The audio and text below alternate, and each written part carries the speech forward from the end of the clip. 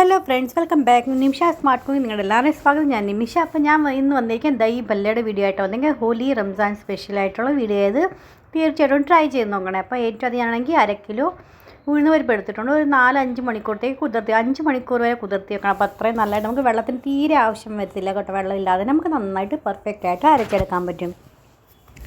ഇത് നമുക്കാണെങ്കിൽ വെള്ളം ഒട്ടും ഒഴിച്ചിട്ടില്ല. അതിനകത്ത് എക്സ്ട്രാ വെള്ളം എത്ര ഉണ്ടോ അതെല്ലാം മാറ്റിക്കണം. അത് ഏറ്റവും ആദ്യം നമുക്കാണെങ്കിൽ നന്നായിട്ട് അത് കഴുകണം കേട്ടോ. 3-4 വെള്ളത്തിൽ കഴുകിയതിന് ശേഷമേ കുതിർത്തി വെക്കാവുള്ളൂ. എന്നിട്ട് അതിന് ശേഷം കുതിർന്ന് 4-5 മണിക്കൂർ കഴിയുമ്പോൾ അത് എക്സ്ട്രാ വെള്ളം എത്ര വെള്ളമെന്ന് വെച്ചാൽ അതെല്ലാം കളയുക. അതിന് ശേഷം വേണം നമുക്ക് അരയ്ക്കാനായിട്ട്.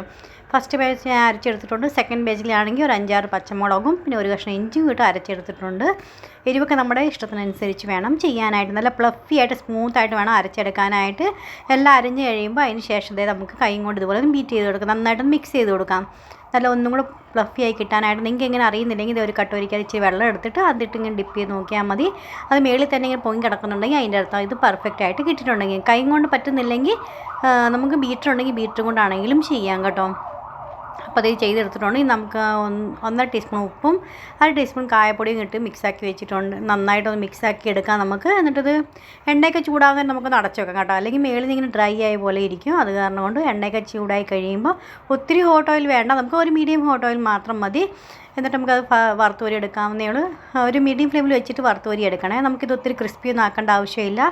നമുക്കത് നന്നായിട്ടൊന്ന് മൊരിഞ്ഞ് കിട്ടിയാൽ മാത്രം മതി. അതുകൊണ്ട് ലോ ഫ്ലെയിമിൽ തന്നെ വെച്ചിട്ട് വേണം ചെയ്യാനായിട്ട്. അല്ലെങ്കിൽ നമ്മൾ ഹൈ ഫ്ലെയിമിൽ ചെയ്യുവാണെങ്കിൽ പുറത്തുനിന്ന് കളർ വരെ ഉള്ളി നന്നായിട്ട് വെന്ത് കിട്ടത്തില്ല. പിന്നെ ചിലരിൻ്റെയൊക്കെ ഒത്തിരി കംപ്ലയിൻറ്റ് കാണുക ഉള്ളി നമുക്ക് പച്ച പോലെ ഇങ്ങനെ കല്ലിച്ച് കിടക്കുന്നുണ്ടോ, അങ്ങനെയൊക്കെ വരാതിരിക്കാൻ നമ്മളിങ്ങനെ ചെയ്യുന്നത് കേട്ടോ. അതുകൊണ്ട് മീഡിയം ഫ്ലെയിമിൽ വെച്ചിട്ട് വേണം ചെയ്യാനായിട്ട്. പിന്നെ എപ്പോഴും നമ്മൾ കൈ കൊണ്ടെങ്കിൽ ബീറ്റ് ചെയ്തില്ലേ, അപ്പോൾ അന്നേരം നിങ്ങൾക്ക് കൈ കൊണ്ട് പറ്റുന്ന ബീറ്ററും കൊണ്ടാണെങ്കിലും ചെയ്യാം. പക്ഷേ അത് ചെയ്യണം കേട്ടോ. വെള്ളത്തിൽ നന്നായിട്ട് നോക്കണം ഡിപ്പ് ചെയ്ത് നന്നായിട്ട് ആയിട്ടുണ്ടോയെന്ന്. എന്നിട്ട് നമ്മൾ ഇതുപോലെ അതിൻ്റെ വട റെഡിയാക്കി എടുക്കാവുള്ളൂ. നിങ്ങൾക്ക് കാണാൻ തന്നെ പറ്റും ഉള്ളി നമുക്ക് ഒട്ടും കട്ടായി കിട്ടിയിട്ടില്ല, നല്ല സ്പഞ്ചി ആയിട്ട് വന്നിട്ടുണ്ട്. ഇനി നമുക്കാണെങ്കിൽ ഇളം ചൂടുവെള്ളം നമ്മൾ കൈ കൊണ്ട് ഇങ്ങനെ തൊടുമ്പോൾ നമുക്ക് കൈ പൊള്ളാൻ പാടില്ല. അത്രയും ചൂടുവെള്ളം എടുക്കുക. എന്നിട്ട് ഉപ്പ് ഇട്ട് കൊടുക്കാം. കുറച്ച് കായപ്പൊടി ഇട്ടിട്ട് നമ്മൾ ഫസ്റ്റ് ബാച്ച് വട വറുത്ത് വെച്ചേക്കുന്നില്ല അതിനകത്ത് ഇട്ട് കൊടുക്കുക. ഒരു 15 മിനിറ്റത്തേക്ക് സോക്ക് ചെയ്യാം. 15 മിനിറ്റ് കഴിഞ്ഞ ശേഷം 1.5 കപ്പ് തൈര് എടുത്തിട്ടുണ്ട്. പുളിയില്ലാത്ത തൈര് വേണേ എടുക്കാനായിട്ട്. അത് 3 ടേബിൾ സ്പൂൺ പഞ്ചാരയും കൂടി നന്നായിട്ട് മിക്സ് ആക്കി വെച്ചിട്ടുണ്ടായിരുന്നു.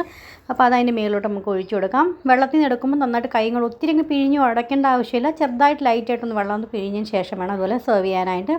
അതിൻ്റെ മേളിൽ കൂടെ ആണെങ്കിൽ പുളിയുടെയും ഡേറ്റ്സിൻ്റെയും കൂടെ ചട്നി ഉണ്ടാക്കിയിട്ടുണ്ട്, അത് ഇട്ട് കൊടുത്തിട്ടുണ്ട്. ഇതിൻ്റെ വീഡിയോ ഒക്കെ ഞാൻ എൻ്റെ ചാനലിൽ അപ്ലോഡ് ചെയ്തിട്ടുണ്ട് കേട്ടോ. വേണ്ടവരൊക്കെ ആണെങ്കിൽ ഇതിനകത്തൊന്ന് സെർച്ച് ചെയ്താൽ മതി, നിങ്ങൾക്ക് കിട്ടും. ഇനി നമുക്ക് ഗ്രീൻ ചട്നിയും ഇടുക. അതിൻ്റെ മേളിൽ കൂടെ കുറച്ചാണെങ്കിൽ ചെറിയ ജീരകം വറുത്ത് പൊടിച്ച് അത് ഇട്ട് കൊടുക്കുക. കുറച്ച് മുളക് പൊടി സ്പ്രിങ്കിൾ നമ്മുടെ ഈ ബല്ല റെഡി ആയിട്ട് ഇഷ്ടപ്പെടുവാണെങ്കിൽ ലൈക്ക് ചെയ്യാനും ഷെയർ ചെയ്യാനും സബ്സ്ക്രൈബ് ചെയ്യാനും